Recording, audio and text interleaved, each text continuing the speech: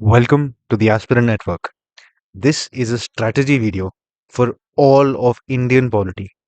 That is, इस video में we'll see how do we best cover this subject. Now, the thing about polity is this is a very scoring subject. इस पे कोई doubt नहीं है, but हमको ये ध्यान देना है कि हमको ये पढ़ना कैसे है. Now, if you're somebody who's studied for this before, followed whatever strategy you have, finished say Lakshmikant cover to cover, and still ended up missing 4 to 5 questions in the prelims, or was stumped at certain questions that came in the mains, then you absolutely need to watch this. If you're somebody who's just beginning, this is the best place for you to start because this is the best way to understand and study polity, regardless of whatever source you are using for your studies. Now, in polity, हमको थोड़ी चीजें पहले ही याद रखना है before we start. Firstly, आपका focus is always going to be exceptions, quirks and exceptions. मतलब आप जो भी पॉलिटी में पढ़ रहे हो, अगर कुछ एक्सेप्शन है उस पर डबल ध्यान देना है. If something is a quirk, quirk का मतलब है इट हटके है, थोड़ा अलग है, वो it is not what you would normally expect, तब भी आपको उसमें फोकस थोड़ा ज्यादा करना है. You have to keep this in mind and then we'll understand अभी क्वेश्चंस किस तरीके के आए हैं for prelims and mains, and that will decide how we will engage with our strategy. So पहली बात, तो प्रीलिम्स और मेंस में अलग अलग चीजें पूछे जाते हैं. प्रीलिम्स में आपको mostly questions are very factual और application of a fact. For example, कोई भी चीज कहाँ पे है, as in which part of the constitution, right, और some if it's about a certain body, then that body is under which ministry, for example. ऐसे मतलब it's a very straightforward fact और an application of a fact. Plus what can something not do.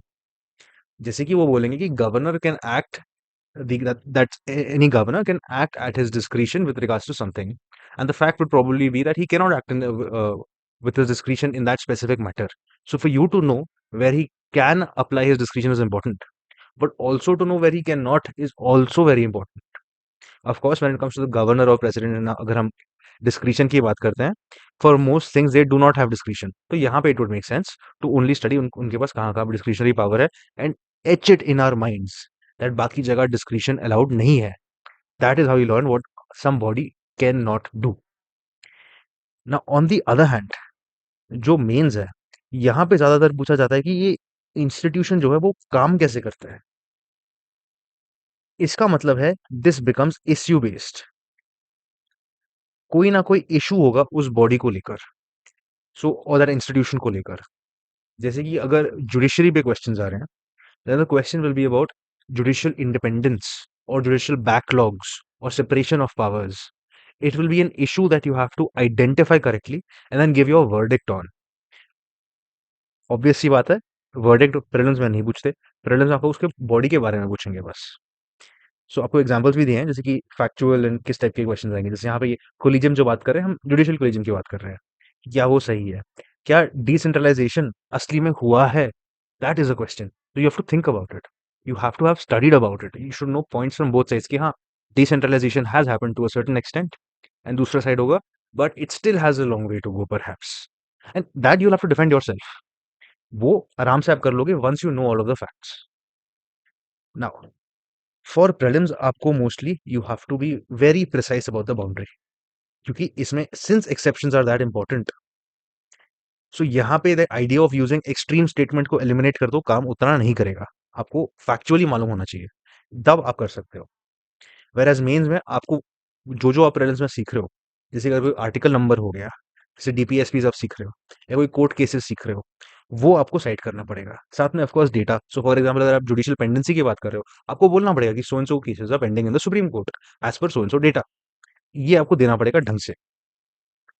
Now mains में the biggest issue that you will face in terms of not getting adequate marks is if you are too generalistic. इसका मतलब है कि आप जो जो लिख रहे हो, आप केसेस साइट नहीं कर रहे हो, आप एविडेंस नहीं डाल रहे हो, and the biggest issue is that you are not using the precise vocabulary. मतलब जो भी पॉलिटी के कीवर्ड्स है वो आप यूज नहीं कर रहे हो ढंग से. That is the biggest problem. ये हमको अवॉइड करना है. अभी अगर हम क्वेश्चंस देखें, तो मैंने 17 टॉपिक्स में इस सब्जेक्ट को डिवाइड किया है। And here at the aspirant network we think that these 17 are the best ways to divide and study this topic. So यहाँ पे you will be able to see कितने क्वेश्चंस कौन से टॉपिक से आए हैं। Don't go blindly on question numbers only. Also side में जो मैंने नोट्स लिखे हैं, थोड़े से नोट किया उसके बारे में, वो भी पढ़ लेना। बिकॉज सम प्लेसेस जैसे कि डीपीएसपी हो गया, मेंस में क्वेश्चन एक ही आया है, बट आप यूज उसको हर जगह करोगे। डीपीएसपी आप हर जगह साइट करते हो, not just in polity and governance. आप ऐसे भी लिख रहे हो, वहां पे भी आप डीपीएसपी साइट करोगे कि सो एंड सो चीज करेंगे, it will also be in accordance with whichever DPSP और citing. DPSP no directive principle of state policy. जैसे कि if you are for example writing about the panchayat, you will cite Article 40. If you are writing about international affairs in terms of any conflict or any issue, you will cite Article 51. ये तो आप करोगे ही करोगे. You will go there, you will write that Article 51 says that that the state shall endeavor to promote international peace and security. This is why just going by question numbers is not enough to decide importance. You also have to use your brain to understand क्या कहाँ पे use हो सकता है. Plus, अगर related चीजें पूछे जा रहे हैं तो रिलेटेड चीजों का मतलब है, लेट्स से अगर फंडामेंटल ड्यूटीज में अभी 8 क्वेश्चन आए हैं, प्रीलिम्स में, मेंस में एक भी क्वेश्चन नहीं आया है। जब आप फंडामेंटल ड्यूटीज के बारे में लिखना चाहते हो मेंस में, एक वैसे करोगे जैसे डीपीएसपी का हमने बोला कि आप साइट करोगे। दूसरा, जब भी आप कोई रिलेटेड चीज को आप जस्टिफाई कर रहे हो, जैसे कि जब आप एजुकेशन की बात कर रहे हो, तो you will statutorily you will talk about right to education. उसके अलावा you will talk about the fundamental right which is article 21A। उसके अलावा you will also write about the fundamental duty article 51A के। ये तो आपको करना ही पड़ेगा। That is how you must use every single thing that you study over here. Now, I have also given you a table of क्या चीज prelims के लिए है, क्या चीज मोस्टली सिर्फ मेंस के लिए है, और क्या चीज दोनों के लिए है। ये आप आराम से बाद में भी देख सकते हैं। हम पहले ये देखते हैं कि हमको अभी पढ़ना कैसे है, क्या क्या पढ़ना है, क्या क्या नहीं पढ़ना है। तो जैसे कि पहली चीज हम जो पढ़ेंगे that will be basics of polity. This is the part which gives you, जो मैं पहले बोल रहा था, दी वोकैबुलरी। ये वोकैबुलरी अगर आप नहीं सीखोगे, आपका आंसर हमेशा जेनेरिक रहेगा, कुछ नहीं कर पाओगे आप। तो वोकैबुलरी हमको ढंग से यहाँ पे सीखना पड़ेगा। वोकैबुलरी के लिए बेसिक्स ऑफ पॉलिटी करेंगे, बट उसके अलावा फिर वंडरिंग की बेसिक्स ऑफ पॉलिटी में क्या क्या आता है, देन आप ऐसे सोचो कि इसमें आप क्या ही पढ़ोगे। एक, you will see about let's say our constitutional history, मतलब जो आप मॉडर्न हिस्ट्री में भी पढ़ते हो, about the acts before independence. उसके अलावा meaning of state, constitution, governance वगैरह। इसके अलावा you will read about perhaps a little bit about what are the sources of law. थोड़ा सा you will also read about legal systems क्या होते हैं, क्लासिफिकेशन कैसे होता है इनका। एंड इसका मतलब है कि पब्लिक लॉ, प्राइवेट लॉ क्या होता है, सिविल लॉ क्या होता है, क्रिमिनल लॉ क्या होता है। ये बेसिक चीजें हैं, इसमें ज्यादा फोकस नहीं करना। This is just for your vocabulary, it is not for a direct question. इसके अलावा थोड़ा you also see about constitutional principles वगैरह, जैसे कि रूल ऑफ लॉ क्या होता है, नेचुरल जस्टिस कहते रहते हैं, principles of natural justice follow करेंगे। नेचुरल जस्टिस का मतलब क्या है, ऐसी चीजें। इसके बाद something important which is constitution का स्ट्रक्चर क्या है, सिमिलरली गवर्नमेंट का स्ट्रक्चर क्या है। तो जब आप गवर्नमेंट का स्ट्रक्चर कर रहे हो, यूल सी बोली कि ठीक है, 3 ऑर्गन होता है गवर्नमेंट के। बेसिक आइडिया कुछ होता है कि जैसे कि पार्लियामेंट्री सिस्टम कुछ होता है, प्रेसिडेंशियल सिस्टम कुछ होता है, इंडिया में क्या फॉलो होता है, ऐसे चीजें। बट जब आप कॉन्स्टिट्यूशन देख रहे हो, दिस बिकम्स वेरी इंपॉर्टेंट कि the structure of our constitution. इसमें you have to know for example कि at a glance what is the constitution like है, कितने आर्टिकल्स है, कितने शेड्यूल्स है, कितने पार्ट्स है, कौन से शेड्यूल में क्या बोला गया है, ऐसी चीज। इसके बाद थोड़ा हम अमेंडमेंट्स के बारे में यहीं पे समझ लेंगे कि अमेंडमेंट होता कैसे हमारे कॉन्स्टिट्यूशन में। And of course what are the types of majorities, because this keeps coming up everywhere. Types of majorities में क्या है कि इफेक्टिव मेजोरिटी क्या होता है, स्पेशल मेजोरिटी क्या होता है, एब्सोल्यूट मेजोरिटी क्या होता है, ऐसे चीजें। ठीक है, this will basically be your basics of politics. Now don't worry too much, I also have another playlist where I have gone topic by topic, PYQ का एनालिसिस किया है, एंड उस टॉपिक का स्पेसिफिक स्ट्रेटेजी भी दिया है। उस playlist का लिंक डिस्क्रिप्शन में होगा। नाउ इसके बाद हम टेरिटरीज एंड सिटीजनशिप करेंगे। Territories and citizenship should always be done together. The reason for this is they are highly related. आप साथ में ही एक के बाद एक इनको कवर कर सकते हैं, और lot of the vocabulary will be similar. ज्यादा नहीं आता है इसमें। फॉर एग्जाम्पल, आपको इतना मालूम होना चाहिए जैसे कि स्टेट बन सकता है सिंपल मेजॉरिटी के साथ, कोई और स्टेट रोक नहीं सकता। बेसिकली आपको आर्टिकल्स 1 to 4 देखने पड़ेंगे। तो article 4 says that any changes to these under 2 and 3 are not considered an amendment under the constitution. You do not need the consent of a state. For example, अगर if the parliament decides that instead of having let's say only और जो जैसे हुआ था वैसे समझते हैं, आंध्र प्रदेश को डिवाइड किया था into Telangana and Andhra Pradesh. If the erstwhile Andhra Pradesh government जो जॉइंट था, had they disagreed, had they said नहीं हमको नहीं चाहिए, हमको एक ही स्टेट चाहिए, and the parliament went ahead and anyway passed an act and said no, no, nothing doing, these two states are now separate, those two states would be separate, the erstwhile state could not have done anything about that. That is the idea over here. Similarly for citizenship ज्यादातर आपके question आएंगे भाई कि acquisition कैसे होता है, loss कैसे होता है, वेरी सिंपल क्वेश्चंस। ज्यादा डिटेल में नहीं जाना, ज्यादा सिटीजनशिप एक्ट वगैरह की डिटेल में तो पक्का नहीं जाना है, specially not about constitutional time पे, जैसे जब कॉन्स्टिट्यूशन हमारा बना था उस टाइम पे जो सिटीजनशिप के रूल्स थे, ज्यादा नहीं करना। थोड़ा सा वो जूस सोली वर्सेस जूस सैंग्विनीज हमको देख लेना चाहिए because it's been the current affairs recently. इसके बाद आई वुड से ये चार जो है ना, preamble, fundamental rights, fundamental duties and DPSPs, ये हमको एक ब्लॉक समझ के कर लेना है एक बार में। And the reason for this is ये वाला, the reason for this is these are all highly related, in fact so much so that at the end of it you also have a synthesis of it। ये जो synthesis and basic structure लिखा है ये basically इन चारों का synthesis है, ये हमको साथ में ही पढ़ना चाहिए एक के बाद एक। It's okay if you can't finish it all in one day, I don't expect you to do that, but I do expect you to read them in succession at the very least। These will help you understand the heart and soul of the constitution। So the preamble will help you understand पहले तो philosophy वगैरह। Fundamental rights will give you कि citizen centric हमारे पास क्या क्या है for protections, mostly against the state, some against other citizens as well or other people as well। And इसमें भी there'll be some quirks that you'll read। For example, I use the word citizens, but not all fundamental rights are available exclusively to citizens, some are available to aliens as well। So you should know which fundamental rights these are। ऐसी जो fundamental duties है, they will tell you what the vision is for a good citizen, for somebody who does their duty। And since we're from the land of India, where the concept of dharma is so very old, duty is a very important concept for us। So even if there haven't been too many questions, ये आप हर जगह cite कर पाओगे। And it is very important for you as an Indian citizen to know about your fundamental duties in any way. तो करना ही पड़ेगा आपको। उसके बाद DPSPs, because these are things that the government at the very least aspires to do। It's something that the government wants to enforce। यहाँ पे भी डीपीएसपी की स्पेशल बात ये होती है, it cannot, it's not enforceable right now.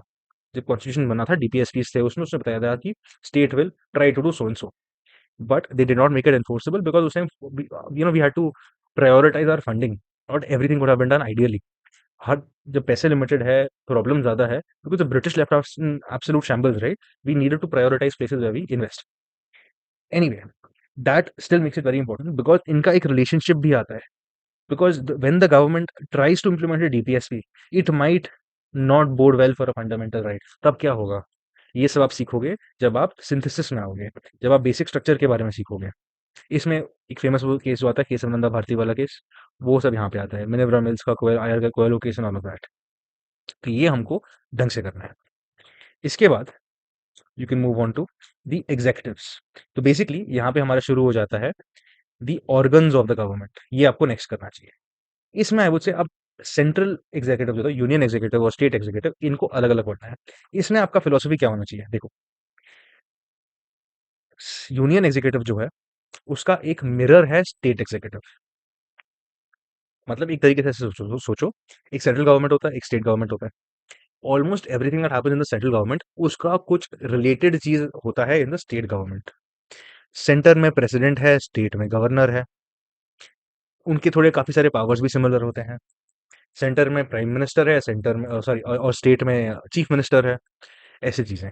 सो इसको हमको जब पढ़ रहे हैं हमको ये ध्यान में रखना है, we must keep the union executive as our backbone. उसके बाद स्टेट एग्जीक्यूटिव में जो भी चीजें अलग है उनको ढंग से फिर से पढ़ना है, वहां पे we have to make a mental note.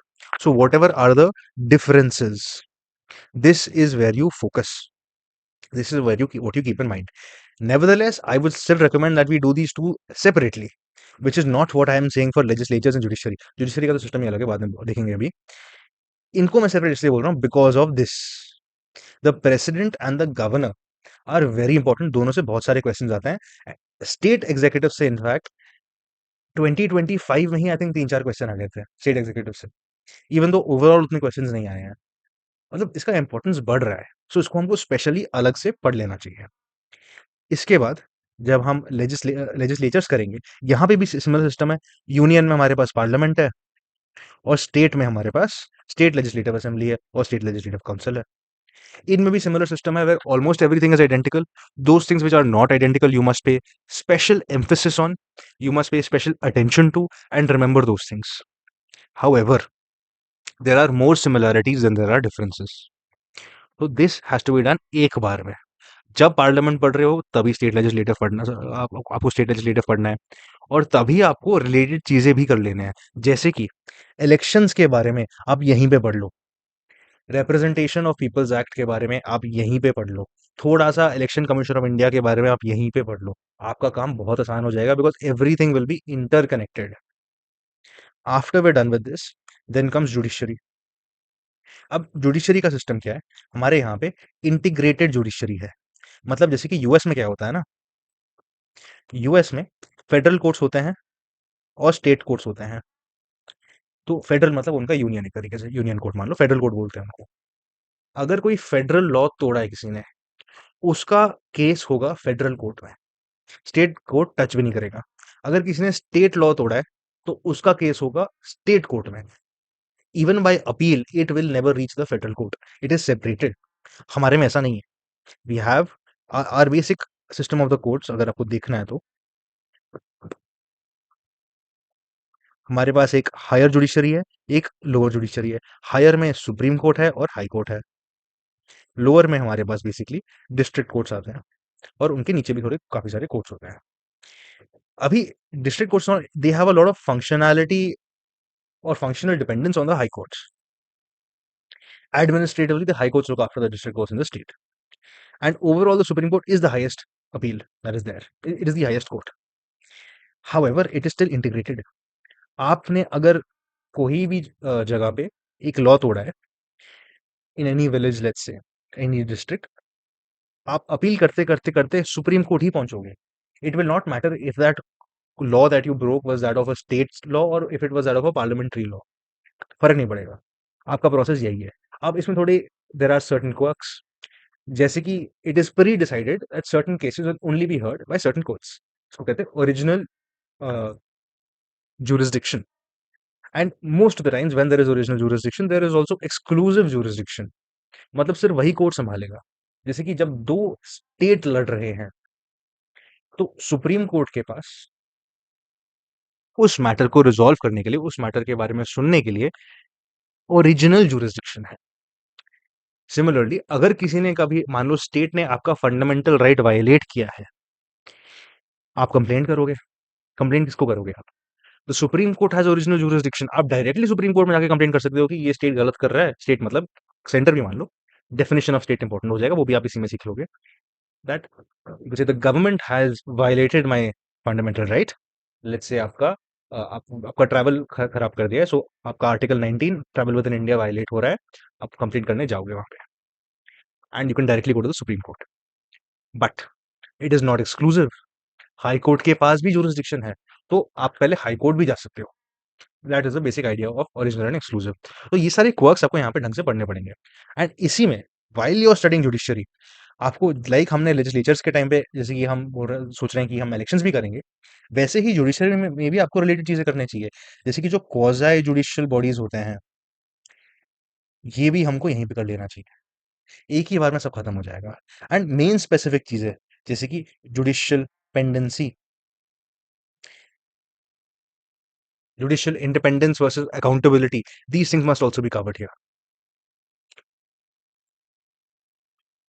Now, after that you will have separation of powers. ये आपको करना ही है only after you have done all the three organs of the government. जब आपका जुडिशरी हो गया, लेजिस्लेचर हो गया और एग्जीक्यूटिव हो गया है, तब आप ये कर सकते हो, बिकॉज इन्हीं के बीच में और क्या ही देखोगे आप इसमें, एग्जीक्यूटिव वर्सेस जुडिशरी, आप देखोगे एग्जीक्यूटिव वर्सेस लेजिस्लेचर, और जुडिशरी वर्सेस लेजिस्लेचर, बस इतना ही। और इसमें भी आपको स्पेसिफिक में जाना पड़ेगा on the basis of the specific issue at hand. So for example, जब आप ट्राइब्यूनल्स का इशू देख रहे हो, tribunals is basically N issue of executive versus judiciary, तो आप यहीं पे करोगे। जब आप ऑर्डिनेंस की बात कर रहे हो, तो ordinance is a specific issue. Ordinance मतलब जो प्रेसिडेंट या गवर्नर डाल सकते हैं। It is an issue of the executive versus the legislature. ऐसे आपको सारे इश्यूज को इन्हीं तीन ब्रॉड कैटेगरीज में डिवाइड करके पढ़ना पड़ेगा। काफी सिंपल है, this won't take too long, specially once you done all of the organs. Then comes federalism and emergencies. This is a very important part. This is where you cover things like your centre state relations, your inter state relations, ये तो आप करोगे ही करोगे। साथ में you will also cover things like what are the institutions of cooperative federalism, water disputes कैसे resolve होते हैं, ट्राइबल एरियाज का क्या सिस्टम है, basically fifth and six schedule, union territories का क्या सिस्टम है, उनका गवर्नेंस कैसे होता है। एंड यहीं पे थोड़ा हम स्पेशली ये भी करेंगे, दैट इज इमरजेंसीज। और देखो इमरजेंसीज का क्या कॉन्सेप्ट है ना, सो द इमरजेंसीज जो होते हैं तीन तरीके के होते हैं, आपने सुना ही होगा, स्पेशली वो मूवी भी तो आई थी ना इमरजेंसी करके। सो इमरजेंसीज जो होते हैं, हम ज्यादातर इसको बहुत इंटरेस्टिंग मानते हैं, and we spend a lot of time studying it. The issue is, out of all of the questions that have come on federalism and emergencies, only around 10% of them have been on emergencies. ज़्यादा questions नहीं आते हैं, फिर भी हमें time बहुत spend करते हैं, तो ऐसा नहीं करना है। यहाँ पे ज़्यादा टाइम ओवर स्पेंड नहीं करना है बिल्कुल भी। इमरजेंसीज में हमको बेसिक हर तीन टाइप के जो इमरजेंसीज है सबके बारे में बेसिक फीचर्स समझने हैं, और जो डिफरेंसेस है वो समझने हैं, specially based on the amendment of article, जो अमेंडमेंट नंबर 44 जो हुआ था। Now beyond this, only ever consider the emergencies to be a change or a temporary change in the federal structure of the country. If you keep that notion in mind, you will never overstudy it. ठीक है, it is a part of federalism.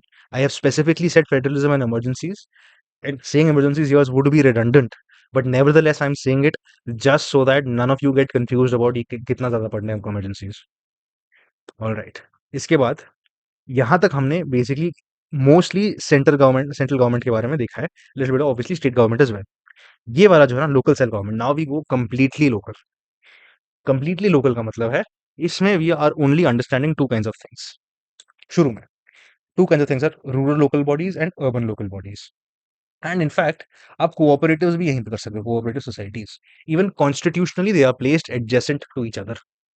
Most questions यहीं से आए हैं, यहाँ से बहुत कम questions आए हैं प्रीलिम्स में, बट मेंस में अर्बन लोकल बॉडीज पे भी बहुत सारे क्वेश्चंस आते हैं। Rural on the other hand is the king of prelims के क्वेश्चंस। तो मतलब आपको क्या करना है, अर्बन लोकल बॉडीज में जो जो अलग टाइप के होते हैं, उसमें ज्यादा टाइम नहीं स्पेंड करना, ज्यादा दिमाग नहीं खराब करना है वहां पे। There are three kinds of urban local bodies according to the constitution, those you should most definitely know. इसके अलावा there are certain statutory local bodies urban के, there are certain executive local bodies urban के। वहां पे as long as you have a basic understanding of it, it is perfectly fine. Depth में बिल्कुल नहीं जाना है। डेप्थ में अगर अर्बन लोकल बॉडीज जा रहे हो, the only thing you go to is are the issues. Issues क्या होते हैं, funds, functions, functionaries and as added by a previous year question functionality. मतलब फंड्स का इशू है, पैसे नहीं है। फंक्शंस का इशू है, कॉन्स्टिट्यूशन कहता है कि थोड़े इनको फंक्शंस देने चाहिए, थोड़ा काम देना चाहिए, स्टेट गवर्नमेंट का काम है वो काम देना, स्टेट गवर्नमेंट नहीं दे रहा। फंक्शनरीज का मतलब है जो मैन पावर है वो एडिक्वेटली ट्रेन नहीं है, या adequate number of manpower नहीं है। फंक्शनैलिटी का मतलब है is it really working all together, that is the major issue.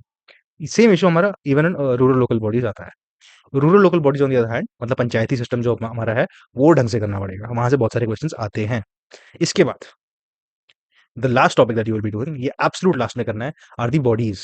Bodies मतलब तीन तरीके के होते हैं, एक होता है कॉन्स्टिट्यूशनल, एक होता है स्टैट्यूटरी, और एक होता है एग्जीक्यूटिव। कॉन्स्टिट्यूशनल का मतलब है it was created by an article in the constitution. Statutory का मतलब है it was created by an act और law of either the parliament और द स्टेट लेजिस्लेटिव असेंबली, दोनों दोनों से बन सकता है। एग्जीक्यूटिव का मतलब है ये दोनों से नहीं आता, ये एग्जीक्यूटिव ऑर्डर से आया है, सरकार ने बोला ऐसा बॉडी बनेगा और बन गया। जैसे कि नीति आयोग है, that is an executive body. There is no law और article in the constitution that says there shall be a body called NITI Aayog. That is the basic idea. इसमें भी there are certain bodies are more important than others, जैसे कि finance commission you properly focus on, election commission you properly focus on, CAG you properly focus on. Law officers का मतलब है जो attorney general होते हैं, जो एडवोकेट जनरल होते हैं, यहाँ पे फोकस करना है आपको, सबसे ज़्यादा यहीं पे करना है। इसके अलावा you need not get too much into it. Even with them, there will be certain things that you will be doing for pretty much every single body. That is appointment कैसे होता है, ठीक है, टेन्योर कैसे होता है, service conditions क्या होते हैं, एंड मोस्ट इंपॉर्टेंटली मैंडेट क्या है इन बॉडीज का। अगर आपने ये कर लिया, you can answer most of the question that have ever been asked on these bodies. Also keep in mind that bodies से क्वेश्चन रिसेंटली कम हो रहे हैं।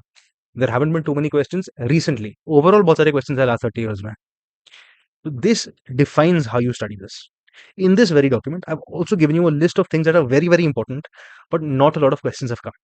इसका इंपॉर्टेंस क्या है? आपने जब एक बार सब पढ़ लिया है, this is a place that I recommend आप एक और बार फिर से अलग से रिवाइज कर देना once everything else is done, because these would in one sense be overdue. Question आया नहीं है, और अगर कुछ नया पूछना यूपीएससी को तो यहीं से पूछेगा और कहाँ से पूछेगा, ठीक है। Now if you would like this document, it will be available on the Telegram channel at the Aspirant Network. इसका लिंक डिस्क्रिप्शन में भी होगा। Also in case you want to do this topic wise, हमने एक playlist बनाया है जिसमें topic wise we have shown all the PYQs, उनका ढंग से एनालिसिस हुआ है, and then you been given a strategy based on that कि वो स्पेसिफिक टॉपिक कैसे करना है। तो उसमें थोड़ा डेप्थ में जा रहे हैं हम, जैसे कि स्पेसिफिकली हर टॉपिक के लिए आपको क्या क्या पढ़ना चाहिए और क्या क्या नहीं पढ़ना चाहिए। This was your overall strategy. I hope it was useful. Thank you very much, and I will see you in the next one. All the very best.